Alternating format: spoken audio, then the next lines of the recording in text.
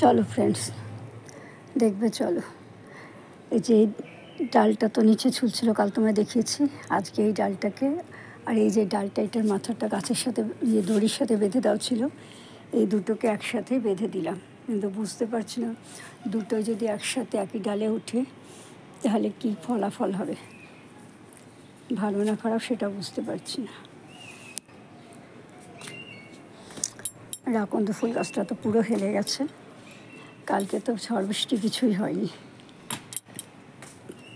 আজকে সকালে প্রচণ্ড গরম ছিল, এখন অবশ্য ততটা গরম নেই, আকাশটা অনেকটাই শান্ত ঠান্ডা।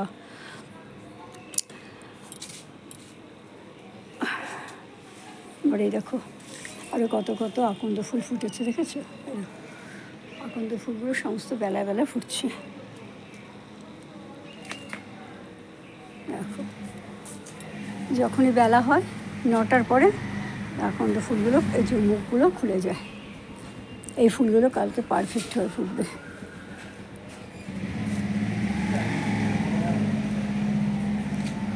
আর এই যে আমার ননি শাক, পাশে দেখো লাল শাকের বীজ ফেলেছিলাম, লাল শাকের বীজ উঠেছে, কাটোয়া ডাঁটার বীজ উঠেছে।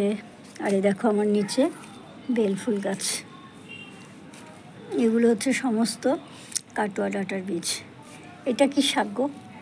এই শাকটা কি আমি জানি না, যদি তোমরা কেউ জানো, হ্যাঁ এই যে এই গাছটা আমাকে একটু বলো তো। এই কুন্দ ফুল গাছের মধ্যে উঠছে, ওপরেও ছিল নিচেও ছিল।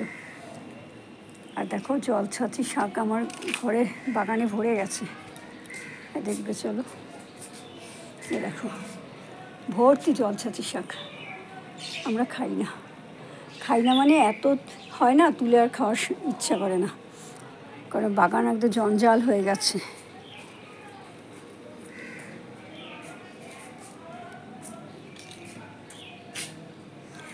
এই টমেটো গাছটা কেমন ঝিমিয়ে করিয়ে এসেছে, সবই এসছে, কিন্তু গাছটা না পুরো ঝিমোনো, কিন্তু গাছটাকে ঠিক মতন খাবার দেওয়া হয়। যেমন একটু আগেই সমস্ত সবজি ধোয়ার জল দিলাম, তারপরে মাছ নিয়ে এসেছে, মাছ ধোয়া জল দিলাম, তবুও গাছগুলো কেন ঝিমে যাচ্ছে বুঝতে পারছি না।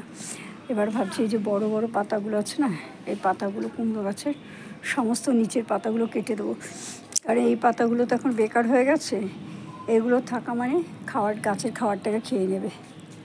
আর এই দেখো এই কুমড়ো গাছটাকেও বেঁধে দিয়েছি। আর একখানা জিনিস দেখবে, চলো দেখাই। এই গাছটা সুযোগ পেলেই, ও খালি সুযোগের অপেক্ষা থাকে, সুযোগ পেলেই দেখো টগর ফুল গাছটা আবার বেড়ে উঠেছে, ভেতর থেকে বেরোচ্ছে।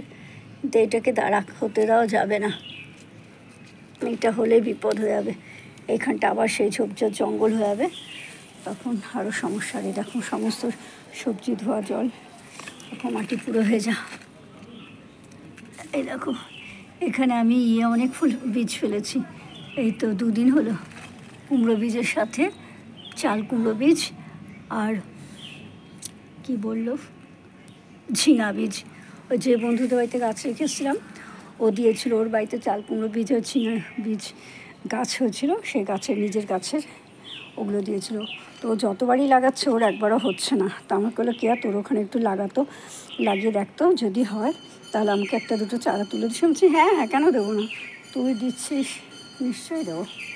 আর এই দেখো এখন আবার এই গাছটাতে, এই যে ছোটো পেঁপে গাছটা আছে, এই পেঁপে গাছটাতে ফুল ফুটছে। এই গাছটাকেও বেঁধে দিয়েছি খুব সুন্দর করে, দেখো খুব সুন্দর করে বেঁধে দিয়েছে, দেখো দড়ি দিয়ে। আর আম গাছটাতে এই মাছ ধোয়া রক্ত দিয়ে গেলাম, মাছের যে রক্তগুলো থাকে না সেগুলো দিয়ে এলাম। দেখো এই গাছের পাতাটা কেমন হয়ে গেছে,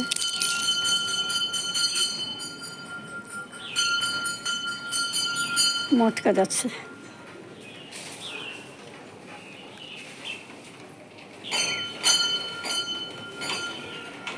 প্রত্যেক দিন দুপুরবেলা এই সময় যায়, আমি খাই না, আমার খুব একটা ভালো লাগে না।